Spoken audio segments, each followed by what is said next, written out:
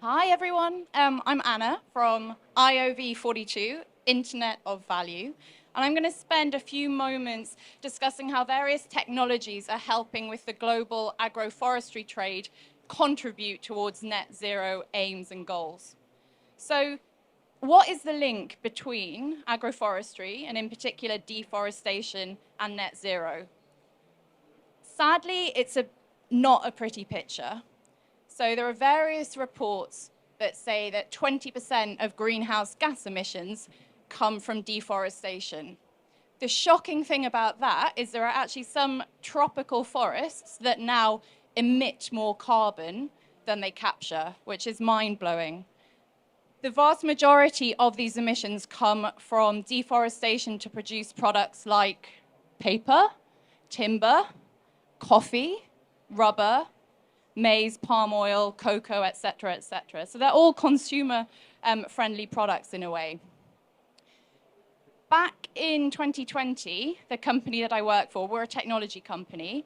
We were approached by Preferred by Nature. They used to be known as NEPCON, and they're the world's largest forest certification organization. And they came to us and they said, we want to try and make the auditing process more efficient and more accessible for smallholders, particularly in developing markets who need to become certified to sell their products into more developed markets like the EU. And we think a technology like yours can try and help incentivize legal and sustainable forestry business whilst disincentivizing illegal and unsustainable forestry practices. So we thought this would be a great problem to try and help them with, really, really meaningful and quite complex. Why were they looking at blockchain as a technology to solve this? I'll come on and talk about what we mean by blockchain in a moment, because it is a bit of a dirty word in some fields. But yeah, somebody's looking very pained at the back there. I feel the pain, don't worry. Well, the type of problem that they're trying to solve involves multiple parties, lots of participants in a supply chain who are having to share a huge amount of data in an industry that often doesn't have a lot of trust. A lot of parties don't trust the people that they're sharing that information with, not to pass it on, not to disintermediate them, for instance. There's a lot of complexity there. The way that traceability to try and solve these problems is often done is through sharing via email or WhatsApp, Excel spreadsheets, or PDFs of documents. And you have no idea once you've forwarded that email on who is seeing it, how are they using it, are they monetizing your data? It's completely out of control. So we thought that this is a great problem to try and solve because of the complexity.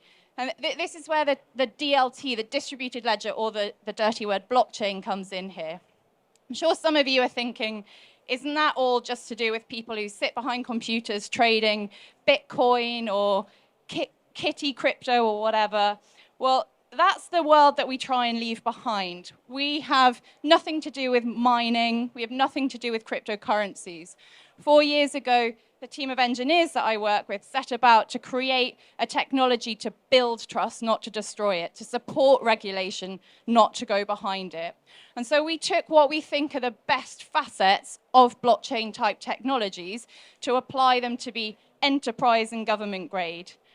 So these types of facets involve the fact that it's immutable. A fancy word just meaning it's tamper-proof.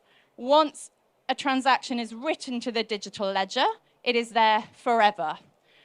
That's very helpful for auditability and for compliance when you're investigated, for instance. Encryption is just advanced computing techniques that make it nigh on impossible to hack and manipulate data. So it diminishes the amount of fraud that might happen within a system. Notarization means you can timestamp when a particular individual looked at a particular claim about a timber, for instance, or when they passed that claim on to someone else. So it's known who is looking, who is checking or sharing data in this. And then last but not least, decentralized. This just means that all of that information isn't held by one party. There is no single one point of failure, and in fact, the users maintain ownership of their own information, which we think is really, really powerful, particularly when you're dealing with smallholder farmers in poorer parts of the world than in the UK. So this is what we've been applying to the commodity space, traceability of supply chains. And there's been a lot of regulation recently that is demanding traceability and transparency. EU deforestation regulation, which was enforced last week. The UK has its own Environment Act, et cetera, et cetera. So we've used this in a couple of different ways so far. The first way is with what we call backwards traceability. This allows the buyer to know exactly where the paper came from or the coffee in this cup. What's the provenance of it? What's the species? Was there any child labor involved in its production? What's the carbon footprint throughout that? Et cetera, et cetera. And that's really, really important for people to know when they're buying products, that it hasn't come from an illegally farmed or unsustainably forest place. Now, we're often very, very clear that we don't think technology solves the problem by itself. You can build a fantastic system for secure, encrypted, notarized data sharing, but if people are putting lies into it, then lies are perpetuated throughout it.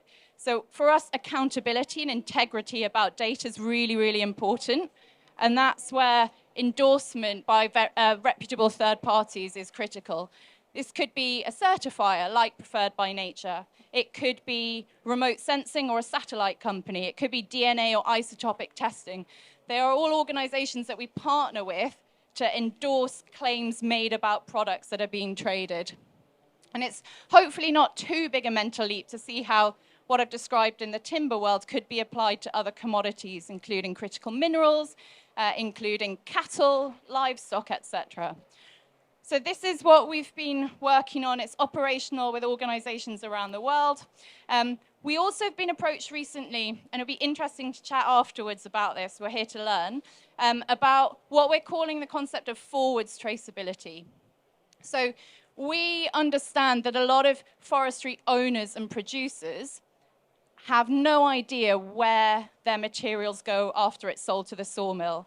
So they don't know when they harvest their trees, they ship them to the sawmill, they don't know whether that wood is turned into pulp or paper or wood chips for pizza ovens and burnt, or whether it's turned into wood, mass timber wood for construction projects where your carbon is locked up for 40, 50 years or so. We think that if you can prove that your carbon is locked up for a long period of time, the value of your carbon credit can increase by about 40%. We're not the experts there, but that's what we've been told by people in this field. So we're looking to apply exactly that same technology to help organizations solve this particular problem. So yeah, that's about it. We are on stand F18 down there. Please come and have a chat with us if you want to know more about the technology itself, if you want to hear about traceability and transparency of goods, or if you're interested in thinking about that forwards traceability concept, which is quite new to us. So I think, do we have time for questions? Yes, we do, yeah. Does anyone have a question? And I'll bring the mic across to you. Or any challenges? Oh. Aha. Hi, Natalia. Are you planning to expand anywhere beyond forestry with your blockchain technologies? Yeah, that's a really helpful question. Thank you. We're being funded by the Innovate UK team to apply what we've done with forestry and with timber to other commodities that sit under the UK Environment Act: rubber, maize, corn, palm oil, cocoa, coffee, etc. We also work in the heavy metals industry, helping the British steel industry in particular with its decarbonisation strategy and helping them with digital product passports. So the technology can be applied to other commodities, but we're quite a small team. So we're focused on where we're passionate about at the minute, which is more in the forest risk space.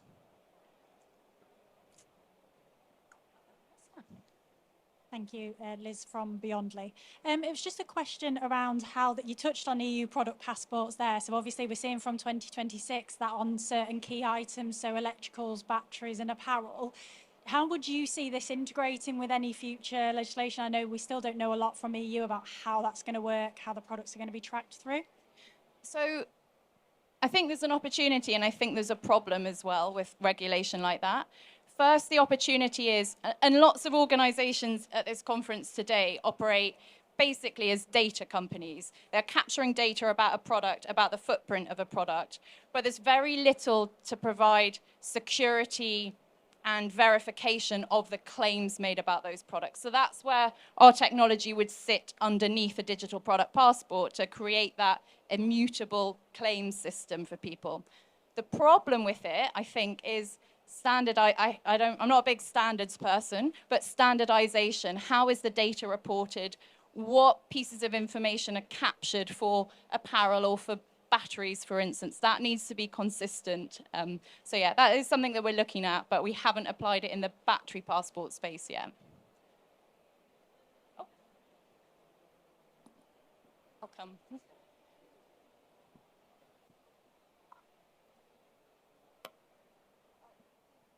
Hi.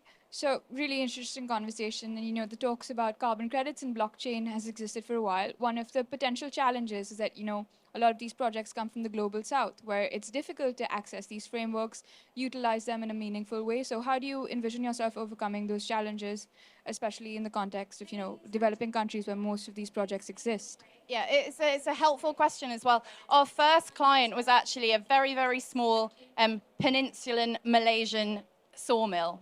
And they, wouldn't mind me saying, they were not technically savvy at all. Everything was run in filing cabinets, posting of paper. And so we're not trying to add this complexity and this technology to their everyday life, but work with the systems that they already have, the way that they're already sharing data perhaps, and try and secure that underneath. The first mile, that from the forest to the mill, is really problematic or really challenging in terms of connectivity, literacy, how often people might or might not have a tablet or a smartphone. There are a lot of really good companies who are working with farms and forests to provide just that we try and work with to use that information. Any?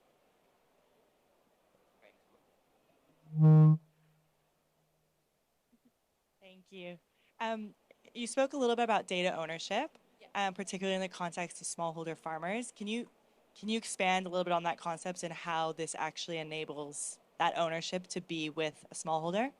Yeah, so in the distributed ledger world, there are two camps of the core technology. One is public, and a lot of people think that you have to have a public, open data system for transparency to be there. But we've found that that's hugely challenging for people to be willing to share their information to a public network. So we use what we call a permissioned approach. The data owner, the farmer, has to decide who can see what information. So they own that. They can also see who sees their information as well. So we're trying to create a bit more equality in that data ownership. Done? Any other questions? Okay. Oh, sorry.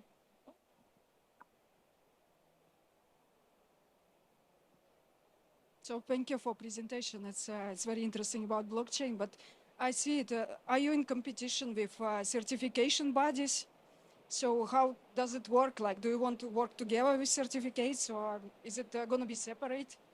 So we do not want to be a standard. We are not certifiers. We work with certification bodies who use this type of technology to help them make that certification and audit process a lot more efficient. Certifiers or verifiers, maybe it's not a certificate, it's another form of verification. They are critical for that third-party endorsement. So they're a really important part of our ecosystem. Cool. Okay. Well, hopefully chat with some of you later, but thank you very, very much. And I hope you enjoy lunch as well.